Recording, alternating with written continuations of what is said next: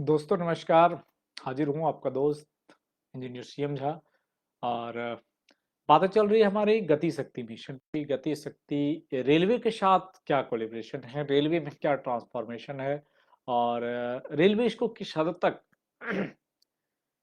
देश की अर्थव्यवस्था को बढ़ाने में, गति शक्ति मिशन को पूरा करने में और कहा जाए एक तरह से तो गति शक्ति का अग्रगणी साथी बनने में, यानी कि गति शक्ति को अगर सबसे स्पीड लेके जाएगी, गति शक्ति को आगे बढ़ाएगी और गति शक्ति पे सबसे अधिक अगर बातें होगी तो वो भारतीय रेल की होगी। तो भारतीय रेल इसके पीछे क्या कर रही है?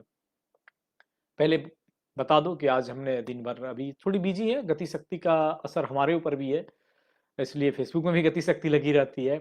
एक्चुअली हमारे इधर भी अभी सारे जो रेलवे को अ, एक पटरी से दूसरी पटरी पे चेंज कराने के लिए जो पॉइंट्स लगे हैं, वो पॉइंट्स नॉर्मल आईआरएस पॉइंट्स हैं, जिसपे मैक्सिमम 120 के स्पीड में आप गाड़ी चला सकते हैं। बहुत हो तो 140 तक जा सकते हैं, उसके ऊपर जाना उसके लिए सही नहीं है। प्लस जहाँ-जहाँ भी एक पटरी से दूसरे पटरी की तरफ ट्रेन मुड़िएगा, तो वो स्पीड भी बहुत कम हो जाती है।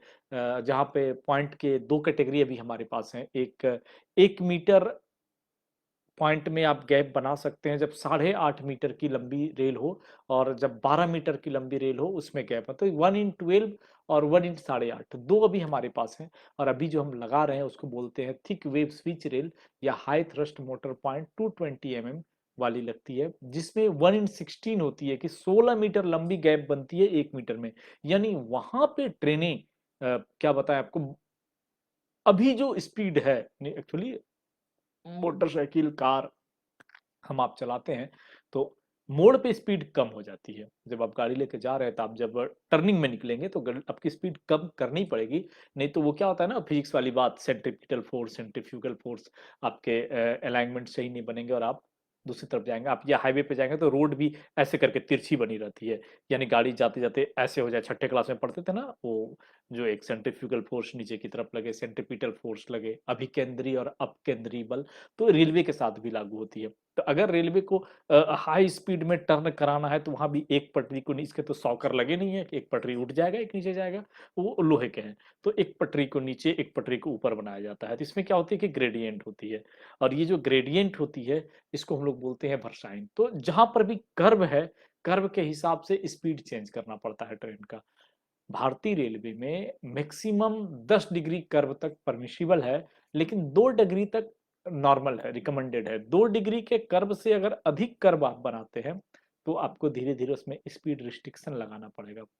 तो पॉइंट जोन भी जहां पर है वहां पर आप मेन लाइन सीधा जा रहे हैं, तो जहां पर आपने पॉइंट दिया एक पटरी से दूसरी पटरी पे जानी है, तो 3 टाइप के पॉइंट हमारे पास हो गए, 1 इन 8.5, 1 इन 12 और 1 इन 16।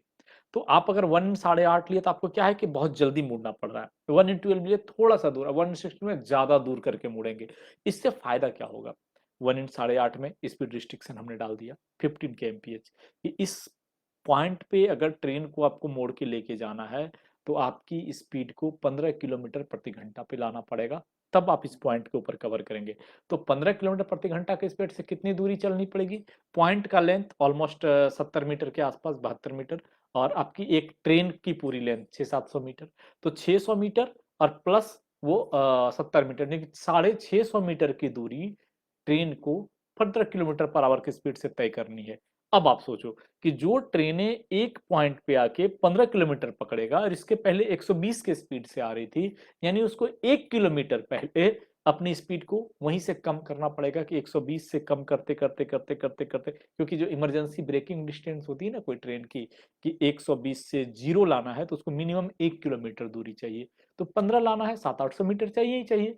तो 800 मीटर पहले से ट्रेन अपनी स्पीड कम करेगी, करते करते करते जब उस पॉइंट पे आएगी तो स्पीड को 15 लाएगा। फिर वो पार करेगी 700 मीटर 15 के स्पीड से, और 700 मीटर से फिर अपनी स्पीड को बढ़ाएगी और उसको अपनी नॉर्मल स्पीड पकड़ने में ऑलमोस्ट 1 किलोमीटर लगेंगे। तो अब आप ये सोचो, 1 किलोमीटर पहले, 1 किलोमीटर बाद, 700 मीटर बीच में, यानी लगभग 2700-2800 मीटर की दूरी ट्रेन को एक स्पीड रिस्ट्रिक्शन के साथ पास करना पड़ रहा है। तो ये जो स्पीड रिस्ट्रिक्शंस के साथ ट्रेन को पास करना पड़ रहा है, तो कितनी डिटेंशन हो रही है? एक स्टेशन से दूसरे स्टेशन की बीच की दूरी ऑलमोस्ट अभी इंडियन रेलवे जो अडॉप्ट करती है वो 7 किलोमीटर के आसपास, 6 से 7 किलोमीटर।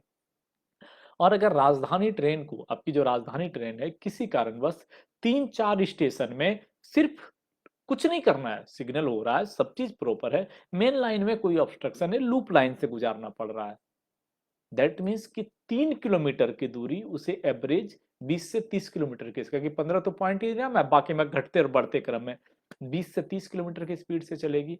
तो 6 किलोमीटर सेक्शन में 3 किलोमीटर की दूरी अगर वो 20 से 30 से चलेगी तो आपकी राजधानी की स्पीड 120 या 130 मायने क्या रखता है। तो एक जो लंबी दूरी की ट्रेनें होती हैं, लंबी दूरी का 20 से 30% टाइम का कंजम्पशन इस पॉइंट के कारण हो जाती है।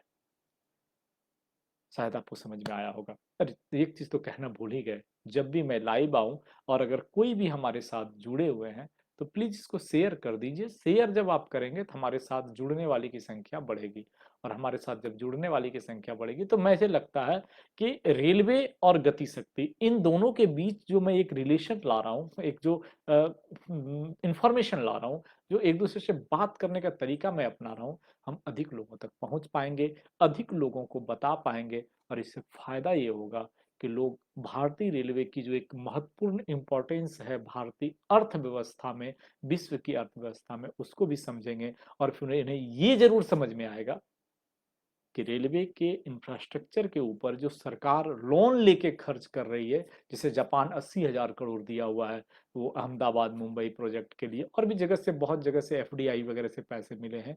तो कुछ पैसे कंसोलिडेशन वाली जो छोटी मोटी इंटरेस्ट पे मिली है, कुछ पैसे हाई इंटरेस्ट पे मिली है। तुरंत आमदनी होने वाला नहीं है, उस पर आमदनी होने में 10, 5, 20 साल लगेंगे। तो प्रोजेक्ट के ऊपर इन्वेस्टमेंट किया जा रहा है, तो उसके फायदे क्या है? फायदे यही है कि आपके व्हील में शक्ति लाने के लिए, स्पीड लाने के लिए, गति लाने के लिए इंफ्रास्ट्रक्चर को मजबूत करना है। तो मैं आपको बता रहा था कि न्यू दिल्ली से हावड़ा, मान लीजिए 1000 किलोमीटर, तो 1000 किलोमीटर के बीच में अगर 6-6 किलोमीटर पे स्टेशन हम बनाएंगे तो ऑलमोस्ट कितने स्टेशन हो जाएंगे? 150। 150 स्टेशन में आप समझ लीजिए कि 150 बार अगर राजधानी ट्रेन में 50 स्टेशन में भी लूप लाइन से गुजरना पड़ जाए, यानी 1/3। तो 120 के स्पीड से जो ट्रेनें चल रही हैं, 120 के स्पीड से 1000 किलोमीटर जाने में उसे कितना घंटा लगेगा? अगर राजधानी हावड़ा से नई दिल्ली नॉन स्टॉप जाती है, कहीं नहीं रुकती है, और उसकी 120 की स्पीड अगर से रहेगी तो 100 का एवरेज उसे मिल जाएगा, 100 का एवरेज से 10 घंटे में पहुंच सकती है। ये तो 10 घंटे हो गई। बाकी मान लिया जाए राजधानी को हावड़ा से नई दिल्ली के बीच में सारे स्टॉपेज मिला के 2 घंटे की स्टॉपेज है, बहुत सारे क्रू उतरना है, ये उतरना है, पैसेंजर लेना है, पैसेंजर चढ़ाना है, कॉमर्शियल है, तो 2 घंटे, 12 घंटे हो गए। लगते कितने हैं? 16 घंटे, 18 घंटे। क्यों?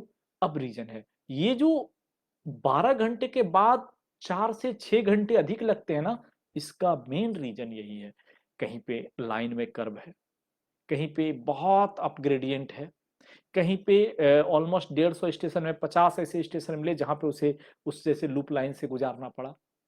अंतर क्या आई कि आपके स्टेशन में, मतलब लाइन में, 3 चीज फैक्टर रहती हैं, एक लाइन की ग्रेडियंट, एक लाइन की कर्व, एक लाइन की भरसाइन, और दूसरा लूप लाइन से मूवमेंट। लाइन की ग्रेडियंट, एक यानी कि 1200 मीटर जाने पे अगर 1 मीटर की हाइट बढ़ती है तो ड्राइवर को ज्यादा परेशानी नहीं है, तो उस लाइन में दिक्कत नहीं आती है, ठीक है, नॉर्मल स्पीड में चली जाएगी।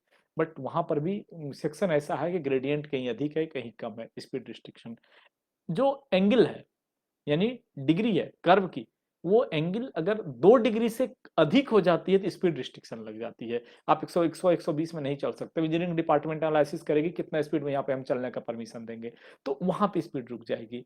अगर गोलाई अधिक है, वहां पे स्पीड रुक जाएगी, और अगर लूप लाइन में जा रहे हैं वहां पे स्पीड रुक जाएगी। तो सब लोग अपने अपने काम कर रहे हैं, हम सिग्नल डिपार्टमेंट से हैं, मेरा काम है पॉइंट का, और हम लगा रहे हैं TWS पॉइंट, जो उस 15 किलोमीटर की स्पीड को 3 गुना यानी 50 तक परमिट करेगी। TWS पॉइंट में 50 किलोमीटर पर आवर की स्पीड परमिसिबल है लूप लाइन में, यानी हम 3 गुना टाइम, इसके 1/3 टाइम को बचा लेंगे।